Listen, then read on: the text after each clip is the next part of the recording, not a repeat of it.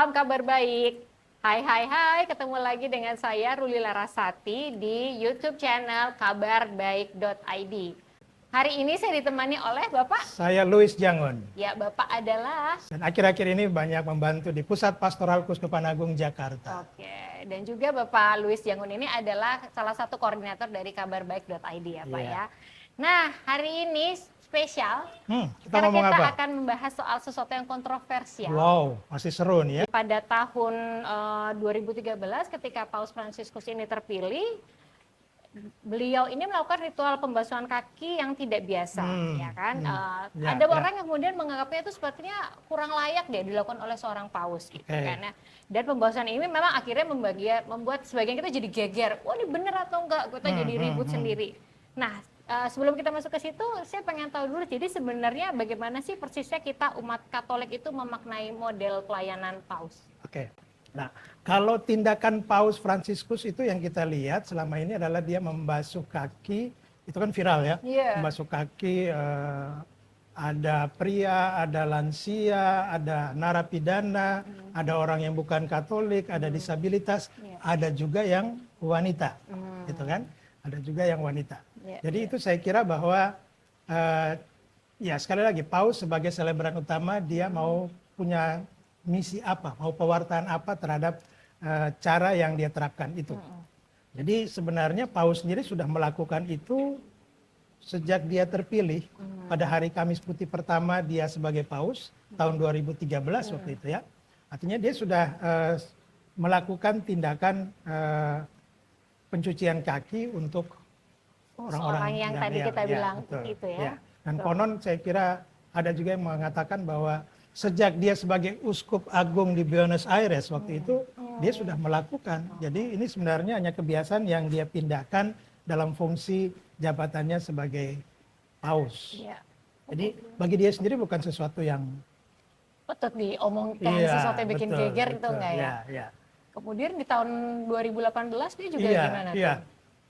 2018 itu kan dia membasuh dan mencium kaki orang-orang di penjara, orang-orang narapidana di penjara Regina Coeli di Roma, dan bahkan 2 diantaranya yang Muslim, gitu kan?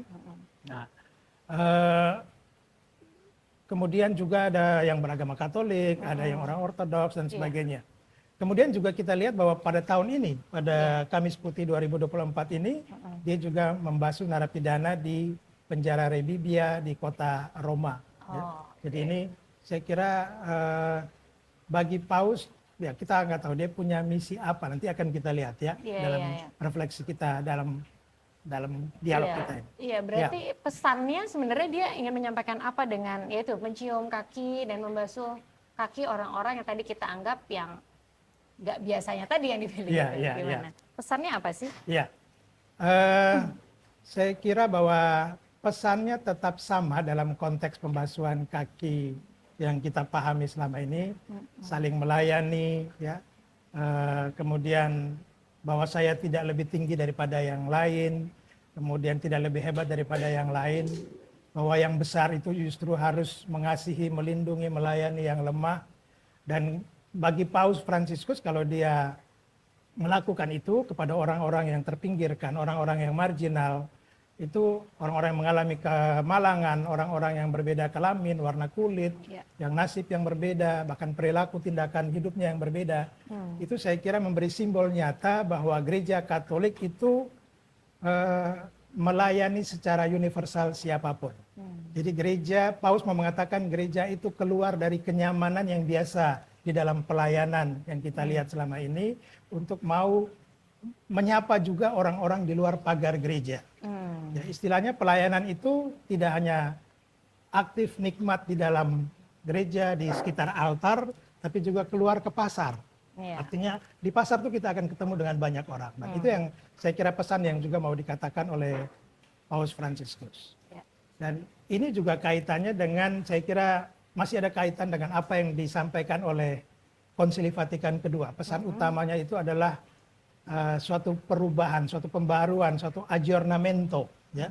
Artinya bahwa di sini Konsili Vatikan kedua dan juga saya kira paus-paus yang menjalani pesan-pesan dari Konsili Vatikan kedua itu sungguh mau mengatakan bahwa gereja itu gereja yang sinodal. Gereja yang dikehendaki Allah adalah gereja yang sinodal, gereja yang terbuka bagi siapapun, gereja yang mau berjalan dengan siapapun, yang memperhatikan mereka yang LKMTD, lemah, kecil, miskin, terpinggirkan, dan disabilitas. Itu yang saya kira juga ada pesan dari Sinode Keuskupan Agung Jakarta, saya kira, bahwa sinodalitas atau gereja yang berjalan bersama itu merupakan suatu modus vivendi, suatu cara hidup dan sekaligus juga modus operandi dalam sikap gereja, cara bergerak gereja. Karena kita tahu bahwa gereja kita, gereja Katolik itu kan dari kata Yunani kata holos. Kata holos itu artinya bergerak. Gereja yang mengajak kita untuk sama-sama bergerak. Bukan, jadi kalau kita lihat bahwa gereja bukan orang yang atau umat yang hanya suci-suci, diam-diam di dalam gereja, berdoa, bukan hanya pray, pay, dan menghormati pimpinannya, tapi gereja yang sungguh-sungguh bertindak keluar, ya, untuk bergerak bersama-sama dengan umat yang lain. Ya. Oke. Dan kita kembali lagi ke peristiwa Kamis Putih Kamis ya. Putih. Di dalamnya itu ada fatwa Yesus ya. Lakukanlah ini sebagai kenangan akan daku. Ya. Nah, apakah pesan Yesus tentang ini, tentang yang tadi itu adalah tentang Ekaristi saja, atau ini merupakan kayak sikap menghamba dalam acara pembasuhan kaki? Saya melihat kayaknya dua-duanya ya. Lakukanlah ini sebagai kenangan akan daku. Jadi itu kan diucapkan Yesus dalam perjamuan terakhir. Yang mau dikatakan adalah tentang bahwa kita mengenang Yesus lewat Ekaristi sebagai pusat dan puncak dari karya keselamatan Allah dalam diri Yesus, ya, pewartaannya, kemudian peristiwa sengsaranya, dan berpuncak juga pada kebangkitannya. Jadi itu sesuatu yang tidak lepas dari seluruh proses ajaran Yesus, ya. Maka Ekaristi di dalam Kamis Putih itu menjadi sesuatu yang penting bagi kita untuk memahami makna dari persatuan kita, relasi kita dengan Tuhan, ya. Jadi Ekaristi sendiri kan bukan sekedar kita datang ikut misa rutin hari Minggu, tapi kita menghayati di sana ada konsekrasi, ada perubahan tubuh dan darah Yesus di situ, ya, transubstansiasi. Lalu juga yang penting adalah kita menyatukan Tuhan di dalam kehidupan kita. Hosti kecil itu saya kira ya oke, sebagai barang kimia selesai masuk dalam tubuh kita, keluar. Tapi sebenarnya bahwa kita meyakini yang kita terima itu adalah Tuhan. Masuk kemana itu? Dalam hati kita, ya. Dalam inti, dalam pusat kehidupan kita, kita yakini bahwa Tuhan mau menuntun kehidupan kita dalam keseharian kita. Tapi oke, Kamis Putih, pesan Yesus itu yang inti dalam Kamis Putih. Tapi pesan juga terkait dengan pembasuhan kaki. Saya kira bahwa melakukan pelayanan pembasuhan kaki itu sebagai satu contoh yang sudah Yesus berikan kepada kita untuk juga bersikap melayani sesama kita. Ya. Maka memang Kamis Putih itu kan satu kegiatan seharian yang sangat bukan hanya sekedar ritual, tapi banyak simbolisnya. Mulai dari pagi kita tahu ada misa Krisma, ya. Itu di dalam misa itu memang Bapak Uskup memberkati minyak Krisma, memberkati minyak baptis, memberkati minyak orang sakit, ya. Tapi juga di dalam misa itu ada hal yang juga penting, adalah di mana Bapak Uskup bersama dengan seluruh imam di dalam wilayah ordinariatnya itu bersama-sama membaharui janji imamat mereka. Ini sekali lagi terkait dengan Yesus mengumpulkan para murid, ya, untuk juga bersama-sama mereka mengadakan perjamuan akhir yang kita tahu itu.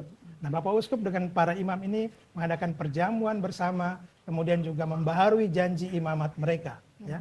Jadi itu Kamis Putih. Dan kemudian juga kita tahu ada misa yang kita ikuti pada misa Kamis Putih. Yesus mengatakan bahwa dalam pembasuhan kaki, bila aku, guru dan Tuhanmu membasuh kakimu, maka diharapkan kita pun juga melakukan hal itu. Lalu kemudian diikuti dengan kita menghormati sakramen, kita menyembah sakramen di dalam tuburan dan sebagainya. Ya, jadi memang dari Paus sendiri sudah memberikan contoh ya bahwa yang namanya mengasihi itu nggak boleh pilih-pilih ya. Nggak boleh pilih-pilih ya. Jadi saya kira ya itu tadi terkait dengan saya kira pesan yang sangat syarat makna dalam peristiwa Kamis Putih ya. Kita lihat seluruh rangkaian kegiatan pada hari itu, terlebih Ekaristi dan juga pembasuhan kaki. Dan kalau Paus melakukan sesuatu yang berbeda, bukan sekedar kita menggosipkan bahwa Paus mau melakukan tindakan yang berbeda gitu ya. Gitu. Ya, bukan seperti misalnya ada Romo yang di parokinya itu bilang pada dewan paroki, boleh nggak kita membasuh kaki juga yang wanita-wanita, yang ibu-ibu.